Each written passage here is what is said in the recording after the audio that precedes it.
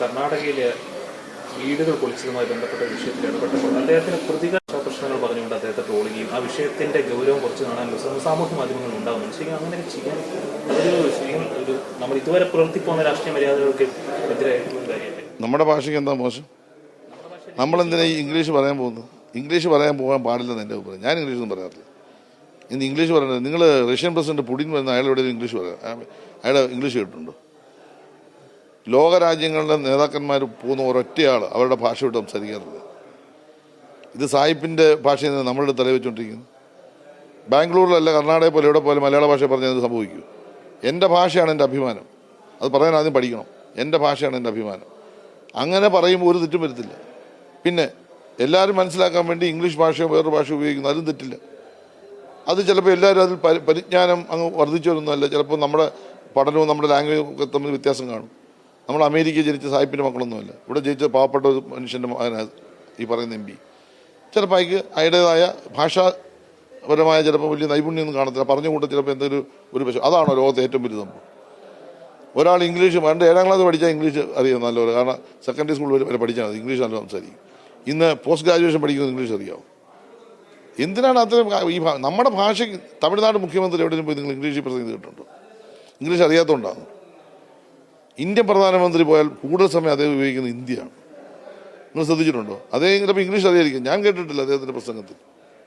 ഭൂരിപക്ഷ സമയവും അദ്ദേഹം പ്രസംഗിക്കുന്നത് ഹിന്ദിയിലാണ്. അതാണ് ചെയ്യേണ്ടത്. നമ്മുടെ രാജ്യത്തിൻ്റെ ഭാഷ, നമ്മുടെ സ്റ്റേറ്റിൻ്റെ ഭാഷ, അത് മതി. അതിൻ്റെ ക്രെഡിറ്റ് കിട്ടിയാമെന്ന് വിചാരിച്ചാൽ മതി. അപ്പോൾ തീർച്ചയായിട്ടും അങ്ങനെ പറഞ്ഞ കൂട്ടത്തിൽ കൂടുതൽ ആൾക്ക് കാര്യങ്ങൾ മനസ്സിലാകട്ടെ എന്ന് വിചാരിച്ച് മറ്റൊരു ഭാഷ പ്രയോഗിക്കുമ്പോൾ അതിനകത്തൊരു ന്യൂനതയോ കുറവാണെന്നാൽ എന്തിനാ കളിയാക്കേണ്ട കാര്യം? ഭാഷ അടിസ്ഥാനത്താണോ മനുഷ്യൻ്റെ കഴിവ് വിലയിരുത്തുന്നത്? ഈ ഭാഷ നല്ലപോലെ അറിയാവുന്നതിന് പിന്നെ എന്തെങ്കിലും പിന്നെ മനുഷ്യന് വേണ്ട എന്തെങ്കിലും കാര്യം ചെയ്യാൻ അറിയാമോ? ഒരു ഭരണപരമായ കാര്യം ചെയ്യാൻ നിർവഹിക്കാൻ പറ്റുമോ? വലിയ ഭാഷ അറിയാവുന്ന വലിയ ജ്ഞാനിയാണ്, എല്ലാം അറിയാൻ പറ്റുമോ? ഓരോരുത്തരുടെയും കഴിവ് തെളിഞ്ഞ് വരുന്നത് എങ്ങനെയാണ്? ജീവിതാനുഭവങ്ങളിലൂടെയാണ്, വിദ്യാഭ്യാസത്തിലൂടെയൊന്നുമല്ല. ജീവിതാനുഭവങ്ങളാണ് അതിൻ്റെ ഒരു ഭാഗം മാത്രം വിദ്യാഭ്യാസം. ആ ജീവിതാനുഭവങ്ങളിലൂടെ ഞാൻ ചോദിക്കട്ടെ, VS അച്യുതാനന്ദൻ എത്ര ക്ലാസ് വരെ പഠിച്ചു? ഏത് ഭാഷയാണ് അദ്ദേഹം പ്രയോഗിക്കുന്നത്? മലയാള ഭാഷ. P. കൃഷ്ണപിള്ള ഏത് ഭാഷയാണ് പ്രയോഗിച്ചത്? 2ാം ക്ലാസ് വരെ പഠിച്ചിട്ടുണ്ട്. കൃഷ്ണപിള്ളയേക്കാൾ വലിയൊരു കമ്മ്യൂണിസ്റ്റ് നേതാവ് കേരളത്തിലുണ്ടോ? ഉണ്ടോ? നിങ്ങൾ ഈ നേതാക്കന്മാരെല്ലാം നോക്കുക. പക്ഷെ അവരുടെ മുമ്പിൽ ഈ പറയുന്നവരാരെങ്കിലും എന്തെങ്കിലും ആണോ? പിണറായി വിജയൻ ഡിഗ്രി വരെ പഠിച്ചു, അദ്ദേഹം മലയാളത്തിൽ സംസാരിക്കാറുള്ളൂ എങ്ങ് പോയാലും. പിന്നെ ഇംഗ്ലീഷ് ഭാഷ പറയുമ്പോൾ എഴുതി തയ്യാറാക്കി പ്രസംഗിക്കും. ഞാൻ കേട്ടത് ഭൂരിപക്ഷം മലയാളത്തിൽ പ്രസംഗിക്കും. പിണറായി വിജയനെ വെല്ലാൻ കഴിയുന്ന ഒരു രാഷ്ട്രീയ നേതാവ് കേരളത്തിലുണ്ടോ? നമ്മൾ ആ പാർട്ടി അങ്ങോട്ട് മാറ്റുക. പിണറായി വിജയൻ്റെ മുമ്പിൽ പോയി നിന്ന് രാഷ്ട്രീയകരമായ ഒരു കാര്യം പറയാൻ, ഒരു കാര്യം ഓപ്പറേറ്റ് ചെയ്യാൻ പറ്റുന്ന ഒരു നേതാവ് കോൺഗ്രസിലോ BJP-യിലുണ്ടോ? പപ്പ അടിക്കും. ഈ വ്യത്യാസമുണ്ട്. അപ്പം ജീവിതാനുഭവങ്ങളാണ് അവരെയൊക്കെ നേതാക്കന്മാരാക്കിയത്.